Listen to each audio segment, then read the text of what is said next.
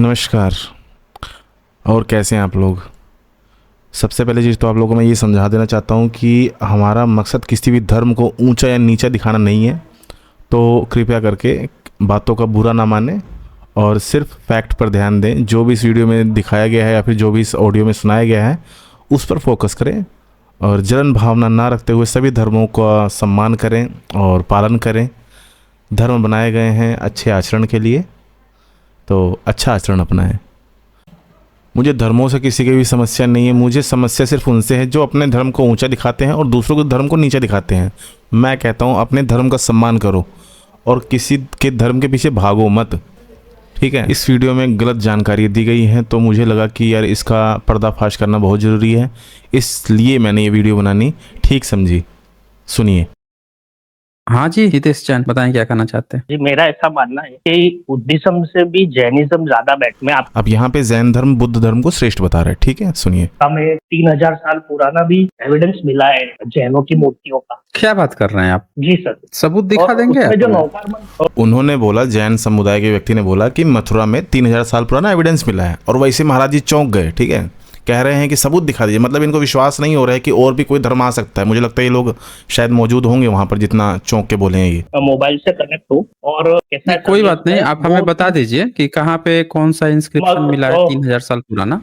अब यहीं से भाई का षड्यंत्र रचना शुरू हो चुका है भाई, ध्यान से सुनना, ठीक है। हाँ, तो मथुरा में ओल्डेस्ट एक जन ने ब्लॉग भी लिखा है, उसका 3000 साल पुराना है और मथुरा के म्यूजियम में नहीं, देखें ब्लॉग तो जैसे जो ब्रह्मनिज्म में जैसे टुन्नी है ना, तो जैनिज्म में कम तो नहीं है, समझ रहे हैं। उसमें टुन्नियों की कमी नहीं है, बहुत सारे टुन्नी है, वो भी ग्रह नक्षत्र पढ़ाना शुरू कर देते हैं। जो इंसान यूट्यूब का इतना बड़ा चैनल ले करके टुन्नी शब्द का इस्तेमाल करे, मतलब धर्मों को तुम गलत बोलो, तुम बोलो कि ये टुन्नी है। मतलब टुन्नी का आशय ये है ना कि जो पाखंडवाद फैला रहा है, जो पाखंड बातें करता है, ठीक है।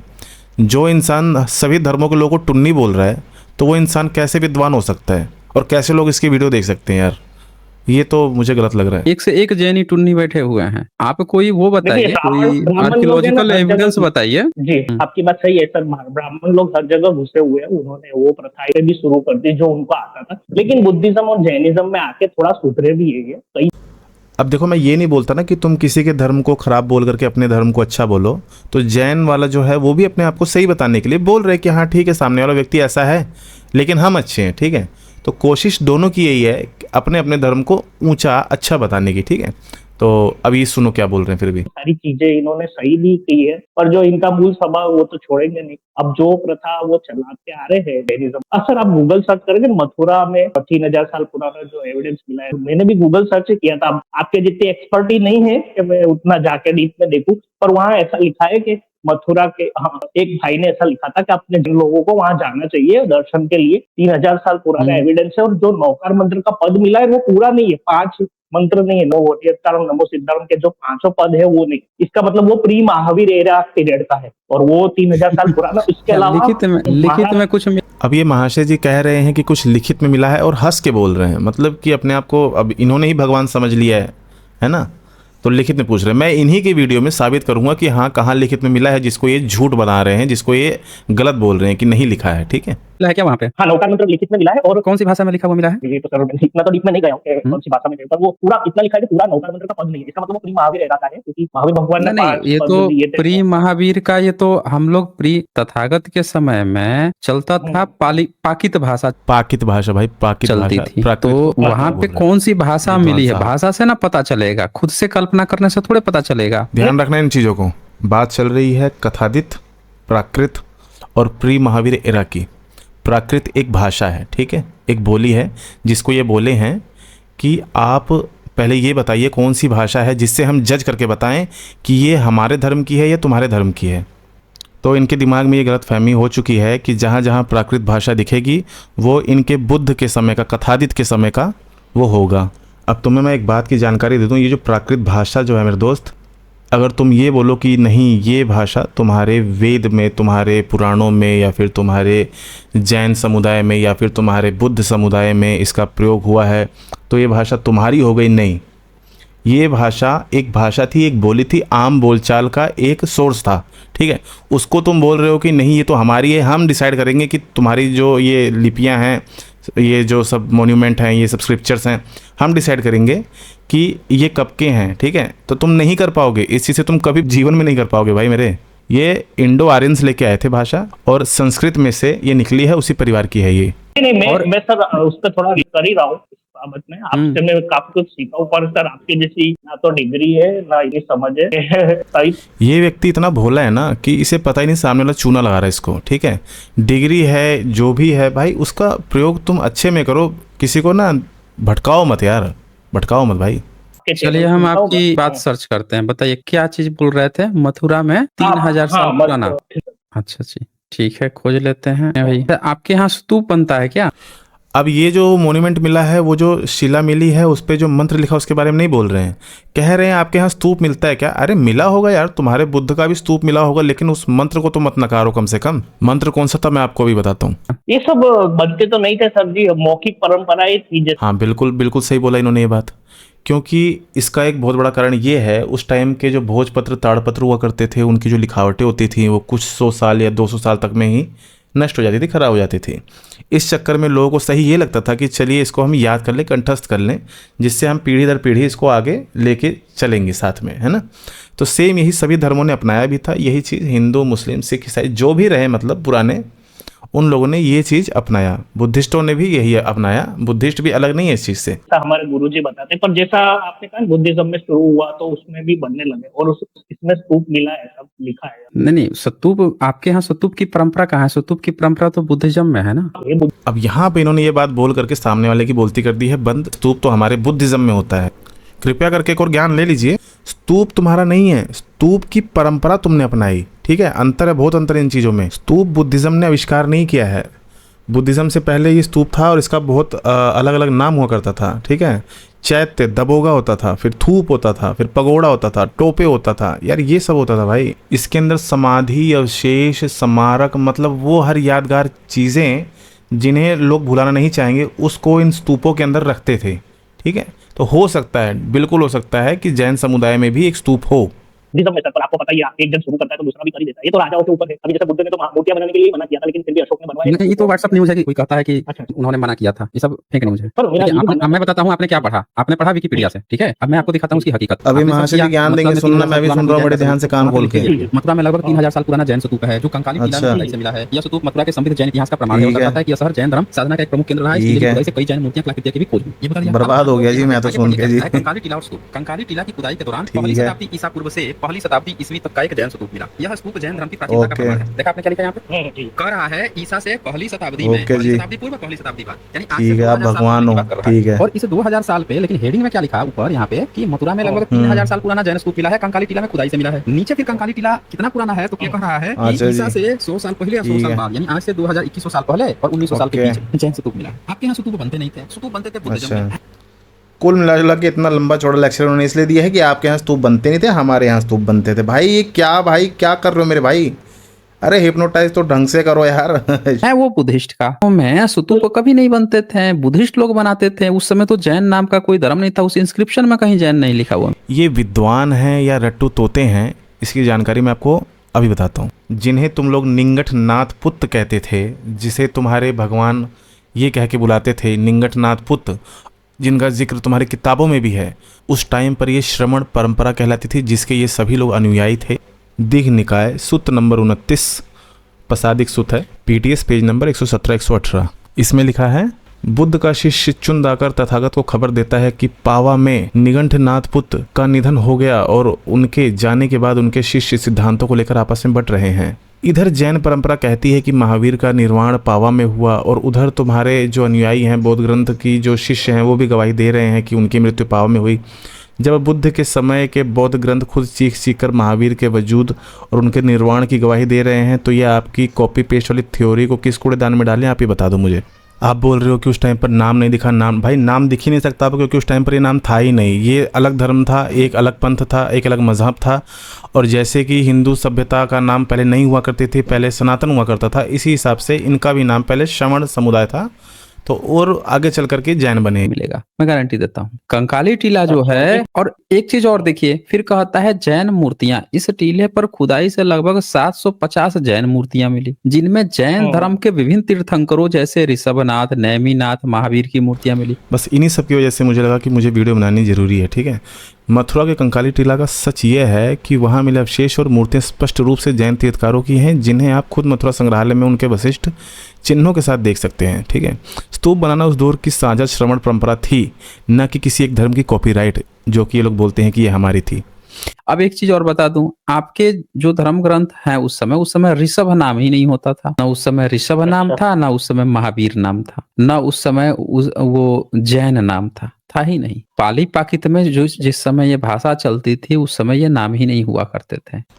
नाम कभी मिल ही नहीं सकता तुम्हें, क्योंकि चिन्ह के तौर पे बुद्ध ने उनको ये नाम दिया था, निगंठनाथ पुत्र। इसका अर्थ होता है बंधन रहित ज्ञात पुत्र। तो यही बंधन रहित ज्ञात पुत्र ही आगे चल करके महावीर बने, जो सबूत मैंने तुम्हें अभी थोड़ी देर पहले ही दे दिया है। आपके अपने बौद्ध धर्म में ही इस प्राचीनता की गवाही दी जा रही है। दीघ निकाय सूत्र 29 के महावीर मंजूश्री मूल कल्प में ऋषभनाथ और सुतनु जातक में नेमिनाथ का सम्मान के साथ जिक्र होता हुआ खुद देख पाएंगे, फील कर पाएंगे, लेकिन वो आप नहीं कभी करेंगे अपने मुंह से। हवा में कुछ नहीं फेंक रहा हूँ, सब कुछ आप चेक कर सकते हो, सब कुछ लिखा हुआ है आपकी खुद की किताबों में। जब आपका बौद्ध साहित्य और पुरातत्व दोनों जैन तीर्थकारों का अस्तित्व स्वीकार करता है, तो आपको क्या कष्ट हो रहा है उसके अंदर? आप उसे नकल बता रहे हैं, उसे कॉपी बता रहे हैं आप। ये सोर्स कहाँ से है? तो सोर्स को आप जैसे थोड़ा सा नीचे जाएंगे, ये देखिए, तो ये सोर्स है जैन स्तूप, विकिपीडिया। कहाँ से था ये? विकिपीडिया से। और कौन सा स्तूप मिला? तो ये देखिए साइड में, इसको मैं कर देता हूँ ओपन। अब लीजिए, ये ओपन किया तो ये न्यू पेज आ गया। वो भी दिखा देता हूँ आपको कि ये जो आपको बता रहा था, वो बता रहा था विकिपीडिया से। विकिपीडिया जो सोर्स था उसको मैंने ओपन किया तो देखिए, Jain stupa was a type of stupa erected by Jains for devotional purpose. A Jain stupa dated the 1st century BC। 1st century CE was extended in the Mathura in the 19th century in the Kankali Tila mount. अब ये बता रहा है कि जैन लोग जो हैं उनका स्तूप मिलता है पहली सदी में, 19वीं सदी में खोज हुई। अगर ये जैन लोगों का होता ना, तो जैन लोग तो जिंदा थे, उनकी सभ्यता थोड़े मिटी थी। जैन लोगों की सभ्यता नहीं मिटी थी ना। ये है बुद्धिज्म का, ये स्तूप देख रहे हैं, प्रॉपर बुद्धिस्ट का है। ये कलाकृति देख रहे हैं, ये बुद्धिज्म का है। लेकिन इसको इन लोगों ने इस तरह से दिखा दिया कि ये पुराना है, पुराना है। फिर देखिए आगे इसने क्या लिखा, the Jain legend states that the earliest Jain, देखे legends state that the earliest Jain stupa in the 8th century BC before the time of the Jain परश्वरनाथा।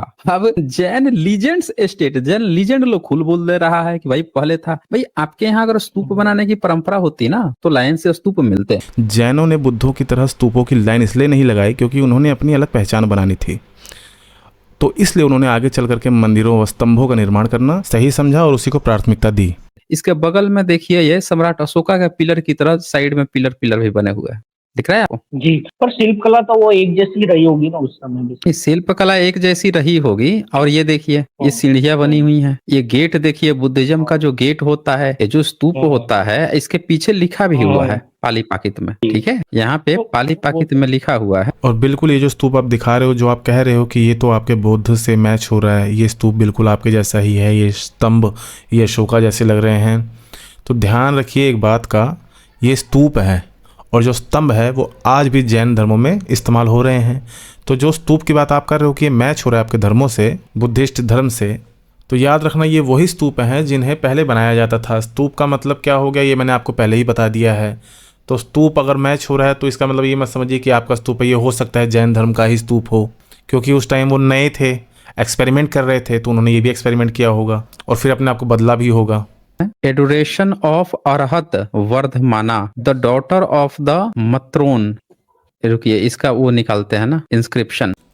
अच्छा, जब जानकारी नहीं है तो आप फिर आग में क्यों कूद रहे हो ये बताओ पहले। हैं अब इंस्टेंट आप कह रुकिए, हम इसका इंस्क्रिप्शन निकालते हैं, और इंस्क्रिप्शन निकालने के बाद आप तुरंत ही कंक्लूजन निकाल के आप फैसला सुना देंगे कि नहीं ये गलत है। आप खुद ही उसी वक्त आप गलत बन गए जब आपने बोला कि रुकिए इसका इंस्क्रिप्शन निकाल करके फैसला सुनाते हैं, कंक्लूजन निकालते हैं ना, क्या सही क्या गलत। और निर्णय आपके हाथ में ही है, आपने अपने आप को ही सही बनाना है और दूसरे को गलत बनाना है आपने, फिर भले ही आपको कुछ पता ही ना हो। क्यों? और ये फ्रेगमेंट है कंकाली टीला का, ये है बुद्धिस्ट का। ओके। और आपके उस समय जो जैन लोग होते थे ना, जैन लोग नहीं होते थे, जैन लिख रहा है। जैन नहीं होते थे, जैन लिख रहा है, हंस के बता रहे हैं।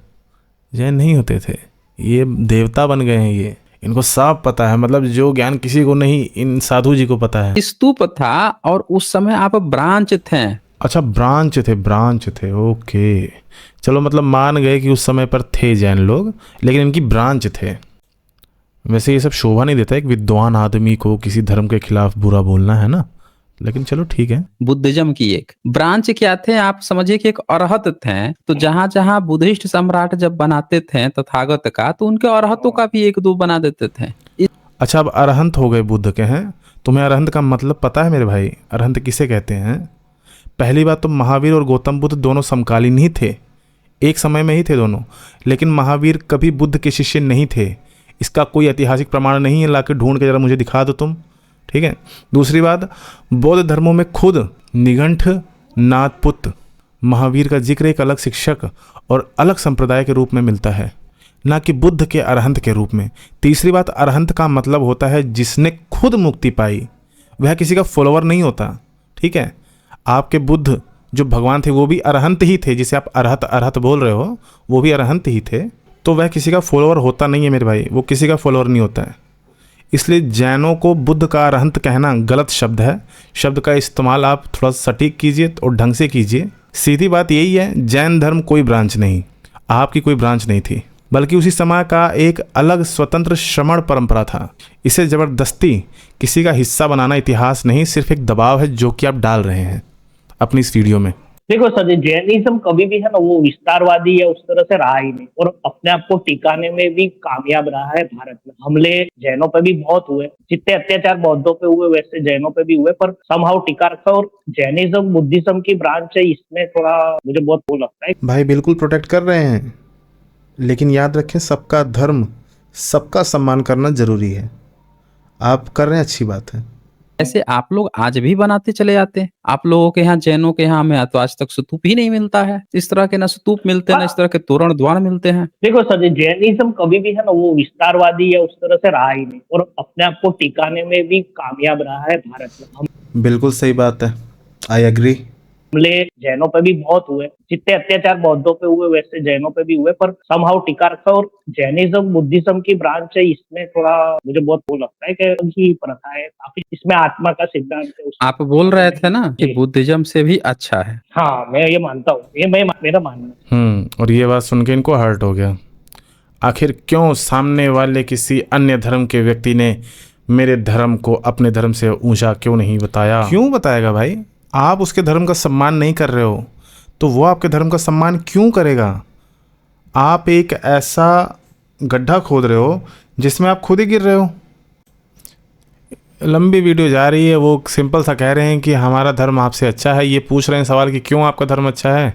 फिर वो कह रहे हैं कि हमारा धर्म में ज़्यादा कुछ विस्तार उस्तार से कुछ नहीं किया जाता है और हमारे धर्म में करुणा सिखाई जाती है, नॉनवेज वगैरह नहीं खाया जाता है। देखा जाए तो सही बात है, बात तो सही बोल रहा है सामने वाला। लेकिन आइए सुनते हैं। तो कुल मिला के आप इस बात को नहीं बता पाए कि बुद्धिज्म से कैसे बेहतर है जैनिज्म। आप बोल रहे हैं करुणा, और ये किसी चीज को खान पान को लेकर आपने वो बता दिया कि इससे बेहतर है। एक बात बताइए, शेर जो है, शेर अगर हिरन को नहीं खाएगा, शेर अगर कहीं जीव जंतु को नहीं खाएगा, कैसे वो जिंदा कैसे रहेगा? वो तो मर जाएगा ना। बिल्कुल भाई, यही तो बताना चाह रहा है सामने वाला कि शेर अगर मांस आदि नहीं खाएगा तो कैसे बचेगा, वो तो मर जाएगा ना। बिल्कुल, ये शेर का अपना पॉइंट ऑफ व्यू है, लेकिन अब हिरन का भी तो पॉइंट ऑफ व्यू सुनो ना यार। हिरन कह रहा है कि नहीं मुझे घास खाना है, मैं मांस नहीं खाना चाहता, तो उस पर दबाव डाल के तुम मांस क्यों खिलाना चाह रहे हो उस हिरन को? यार ये बताओ पहले मुझे तुम। हैं, हिरन तुमसे दूर भागने की कोशिश कर रहा है। हिरन कहता है कि मुझे सात्विक रहना है, मुझे अपने परमार्थ की ओर रहना है, मुझे इस चीज़ को छुआछूत नहीं बनाना है, मुझे सिर्फ अपने नियमों का पालन करना है, मुझे सिर्फ अपने धर्म को फॉलो करना है, मुझे भगवान से जुड़ने के लिए भक्ति पाठ वगैरह करनी है ताकि कोई ऐसा कुछ अड़चन ना आए जिससे मुझे मेरे भगवान तक पहुँचने में कठिनाइयाँ पहुँचे। यार इतनी सी तो बात कह रहा है वो हिरन। यार तुम उस हिरन की बात नहीं समझ पा रहे हो, तुम उसका सम्मान नहीं कर पा रहे हो यार। बात वो सर शेर की अपने कंपैरिजन करेंगे, वो तो अलग प्राणी है, अलग अपन अलग प्राणी है। तो आपका तो फिर वो नहीं उतरा ना, आपका तो फिर ग्लोबल नहीं हुआ ना धर्म। फिर अच्छा कैसे हुआ? अच्छा तो वो होता है थोड़ा ग्लोबल हो। ओके ओके ओके, मतलब सारा जो ये मुद्दा था अपने धर्म को ग्लोबल पे ले जाने वाला था, ठीक है। तो आपकी ये जो कोशिश थी दूसरे धर्मों को दबाने की, ये रीज़न था कि आपको अपने धर्म को ग्लोबल पे लेके जाना था, आप ये कहना चाह रहे हैं।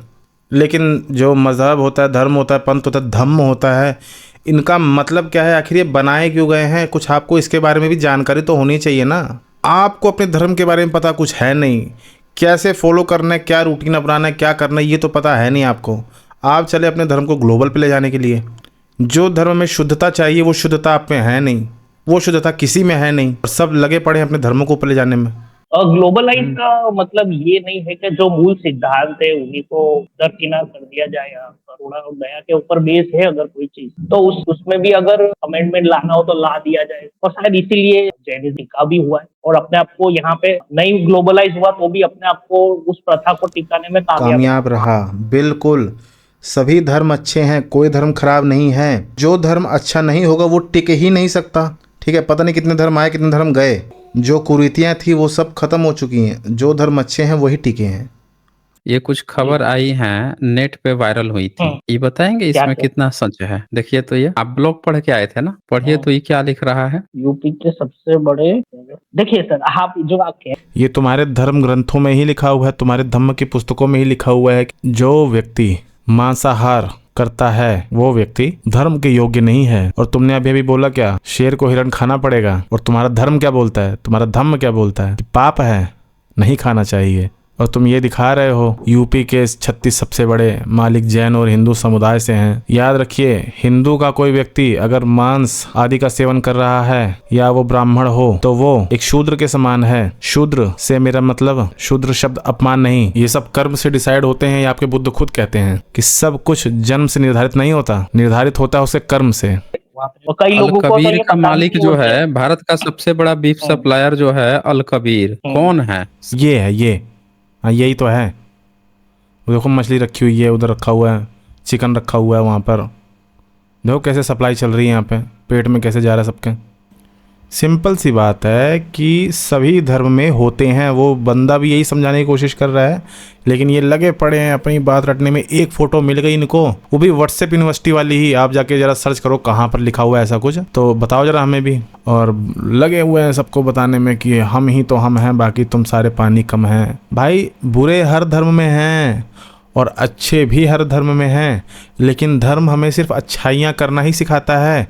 वो आपके ऊपर है कि आप उसे अच्छा बनाएंगे या बुरा बनाएंगे, आप अपने आप को कैसे कैसे बनाना चाहते हैं, ये आपके ऊपर है। तो सभी धर्म अच्छे हैं। अब वो मुर्गा बेच रहा है, वो बकरा बेच रहा है, तो उससे तुम उसका धर्म नहीं डिसाइड कर सकते मेरे भाई कि उस मुर्गे बेचने वाले का धर्म अच्छा है या धर्म बुरा है। सभरवाल है ना, कोई ब्राह्मण है शायद, सभरवाल है। अब देखिए इंडिविजुअल की बात नहीं है, आप सीधे बताइए कि आप जो है जाते हैं रास्ते में चलते हैं तो रास्ते के पैर के जो है वो तो चींटियां वगैरह पड़ जाती होंगी। जी जी, क्या करते हैं तब? अब समझो धर्म क्या है। चींटियां पड़ जाती होगी तो तुम शायद उठा के खा लेते होगे। धर्म तो यही सिखा रहा है ना, क्योंकि तुम्हें जिसके बारे में बोल रहे हो तुम मेरे भाई, चींटियां अगर पैरों में गलती से पड़ रही हैं तो वो गलती है, गलती में सब माफ है। दुनिया देती है, तुम भी दोगे। अगर तुम्हारा बेटा तुमको गलती से थप्पड़ मार देगा तो, लेकिन वही बेटा अगर जानबूझ के तुम्हें थप्पड़ मारेगा ना तो तुम उसे भाई सजा दोगे। फिर अगर वही इंसान जानबूझ के बकरा काट के मुर्गा काट के खुद खा रहा है ना तो उसकी सजा उसे मिलेगी। जाने अनजाने में कोई पाप हुआ है तो उसके लिए वो उसमें हमारे सामायिक और प्रतिक्रमण भी होता है। हर रोज हम लोग क्षमा मांगते हैं। अब उन्होंने बताया कि हम क्षमा मांगते हैं, हम अपनी अपोलॉजीज जाहिर करते हैं, ठीक है, लेकिन अब इनकी बातें सुन। मिला के आप ये कहना चाह रहे हैं कि जब आपको मन करता है तब मार देते हैं, जब मन करता है तब क्षमा मांग लेते हैं। इससे मैं अपनी क्या प्रतिक्रिया दूं, जरा आप ही लोग बताइए। इस इलॉजिकल बात का कुछ मतलब बनता भी है, क्या बोलना चाह रहे हैं? नहीं ऐसा नहीं, ये तो अपने जो रास्ता निकाल रहे, गली निकाल रहे, वो ऐसा नहीं है। बिल्कुल यार, बिल्कुल। ये तो देखो अब संसार में आए हैं, यहाँ पे जो परीक्षा की घड़ी हो रही है तो परीक्षा तो है, और यही परम सत्य है, परीक्षा ही हो रही है। जिसे हम इंजॉय समझ रहे हैं वो असल में एक परीक्षा ही है। सबूत मिले हैं उसके लिए। आप बोल रहे थे ना कि बुद्ध से पहले के सबूत, आपके जैन का तथागत से पहले का कोई सबूत ही नहीं है, एक सिंगल सबूत। बार बार एक ही चीज रिपीट हो रही है यहाँ पे, क्यों? क्योंकि हिप्नोटाइज करने की कोशिश जारी है। और मैंने इनका पर्दाफाश भी कर दिया है कि निगंठनाथ बुद्धि महावीर थे। और बुद्धम के ग्रंथों में आपके न तो जैन शब्द मिलता है, न उसमें महावीर शब्द मिलता है, न वर्धमान मिलता है। एक ही चीज बार बार रटे पड़े हैं, नहीं मिलता है, नहीं मिलता है, नहीं मिलता है। तुम्हारे कहने से नहीं मिलता है। वो अभी भी आपके आगमों का तो कोई सबूत ही नहीं है। जैसे त्रिपिटक जो है वो कंपाइल हुआ था पहली बार, तो वो हुआ था अजातशत्रु के समय में। अजातशत्रु जो है वो राजा थे, और आपके जो वीर वर्धमान जो हैं वो भी तो बिहार के ही थे ना, बिहार के थे। तो तथागत बिहार में यूपी से बिहार में गए, और जब बिहार में गए तो वहाँ पे वो फेमस हो गए, और वहाँ के जितने भी राजा थे, चाहे वो लिच्छवी का हो, चाहे वो मगध का हो, राजगीर मगध, सब के सब राजा जो है, चाहे वाराणसी का राजा हो, ये सब तो तथागत को मानते थे, वर्धमान का तो नाम ही नहीं लेते थे। अब इनको जानकारी मिल गई, इन्होंने थोड़ा बहुत पढ़ लिया, लेकिन अधूरा ज्ञान भाई, वही अधूरा ज्ञान। वीडियो में मैंने तुम्हारे सारे पर्दों को खोला है, जा करके अपनी त्रिपिटक के अंदर ही देख लो, तुमको सारे सबूत मिल जाएंगे उस टाइम के। बस आपको एक अपनी जरूरी चीज का इस्तेमाल करना पड़ेगा, अपनी बुद्धि का इस्तेमाल करना पड़ेगा आपको पढ़ते वक्त। भारत में छुआछूत की प्रथा कब आई? लोग बस बस बस बस इस बात पे ना, अगर मुझे मौका मिले तो मैं 20 घंटे की वीडियो बना डालूंगा। अगर यहाँ तक वीडियो पहुँच गया हो ना, तो प्लीज़ बस इतना मेरा ये सुनते हुए जाना। इन्होंने पूछा है कि ये छुआछूत की प्रथा कब आई, है ना भाई? छुआछूत भारत की प्रथा थी ही नहीं, बल्कि उन लोगों की मानसिक कुंठा है। उन लोगों की का मतलब है आप लोगों की मानसिक कुंठा है, जो आप लोग अपने दिमाग में बैठा चुके हो। मर्यादा को तिरस्कार समझ लिया है आप लोगों ने। सच तो यह है कि छुआछूत कभी था ही नहीं। यह केवल एक सात्विक साधक की अपनी साधना और ऊर्जा को बचाने के लिए बनाई गई एक पवित्र दूरी थी। जैसे एक डॉक्टर ऑपरेशन से पहले खुद को शुद्ध रखता है, वैसे ही ब्राह्मण ने प्रभु से कनेक्शन जोड़ने के लिए मांस मदिरा और तामसिक ऊर्जाओं से बचने के लिए दूरी बनाई थी, जिसे आप लोगों ने छुआछूत समझ लिया, जिसे राजनीति ने छुआछूत का नाम भी दिया है। आजकल ये मिलती भी हैं, ये सर्च करो तो बताते हैं कि कब आई। मुझे सिंपल सा सवाल का जवाब चाहिए। एक ब्राह्मण मांसाहारी है और एक शुद्ध सात्विक ब्राह्मण है, और उस सात्विक ब्राह्मण को कहा जाए कि तुम्हें उस मांसाहारी ब्राह्मण के घर में जाकर के खाना है, तो क्या वो सात्विक ब्राह्मण जिसने कभी जीवन में मांस आदि का सेवन नहीं किया हो, एकदम भगवान में लीन रहता हो, भगत हो, तो क्या वो संकोच करेगा उस मांसाहारी ब्राह्मण के घर में, घर के बर्तनों में खाने में? बताओ। बिल्कुल वो सात्विक ब्राह्मण उस मांसाहारी ब्राह्मण से भी संकोच करेगा, लेकिन उसका प्रेम उसके प्रति होगा, लेकिन वो उसके बर्तन में खाने में संकोच करेगा। तो इसे तुम छुआछूत कह रहे हो? भाई ये छुआछूत नहीं है, ये सिर्फ एक दूरी है, सात्विक दूरी जिसे कहा जाता है। अरे ये सब प्रोपोगेंडा फैलाना बंद करो। एक बात तुम ही बताओ, जो सात्विक ब्राह्मण शुद्ध जो भगत है, जो कहता है कि कण कण में भगवान है, जो सच में साधना में लिपटा हुआ है, जो हर चींटी हर कीड़े हर चीज में भगवान देखता है, तो क्या उसे एक शूद्र में भगवान नहीं दिखेगा? वो उसे अछूत बनाएगा क्या बे? भाई सम्मान हड्डियों या फिर कुल या फिर जातियों का सम्मान नहीं होता। सम्मान सिर्फ एक अच्छे आचरण का होता है। जिसका आचरण अच्छा है, जो आजीवन सात्विक है, चाहे वो शूद्र हो, क्षत्रिय हो, कुछ भी हो, किसी भी जाति का हो, वह चरण छूने योग्य है, वह वंदन योग्य है। और एक सात्विक ब्राह्मण उसका खुद चरण छुएगा अगर उसे कर्म एक ब्राह्मणों वाले हैं तो। लेकिन उसी जगह पे अगर कोई एक ब्राह्मण सिर्फ टैग लेकर के घूम रहा है, अपने आप को ब्राह्मण बोल करके समाज में सबको नीचा दिखा रहा है कि अंदर मांस मदिरा तामस भरा पड़ा है, ये सारी ऊर्जा उसके अंदर भरी पड़ी है, फिर वो चाहे कितना बड़ा ब्राह्मण कुल में जन्मा क्यों ना हो, उसके आचरण अगर खराब है तो वो भाई ना वो चरण छूने योग्य है, ना वो वंदन भाई किसी योग्य नहीं है मेरे भाई। वह कौड़ी के मोल का भी नहीं और प्रणाम के लायक भी नहीं। भक्ति और प्रभु से कनेक्शन शुद्धता मांगती है, यही चाहिए। खोखला सरनेम नहीं चाहिए उसके लिए। इसलिए मेरी साधना सात्विक आचरण को झुकती है, पाखंडी टैग को नहीं। 2 मिनट 36 सेकंड में मैंने छुआछूत का भांडा फोड़ा है, और मेरे पास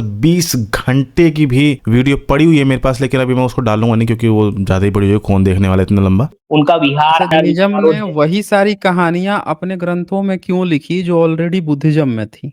रहने दो, इसके बारे में तो मैं बोलना ही नहीं चाहूंगा, क्योंकि तुम दोनों एक ही काल के ही थे। क्योंकि ये जो जैन समुदाय और बुद्ध समुदाय, ये दोनों एक ही काल के थे। तो क्या पता बुद्ध ने कॉपी कर लियो जैन लोग, तो उसके बारे में क्या ही बोलूं, मैं कुछ नहीं कह सकते। जम गई। आप लोगों ने हर एक वो कहानी जो बुद्ध के नाम पे थी वही कहानी अपने ग्रंथों में लिख ली।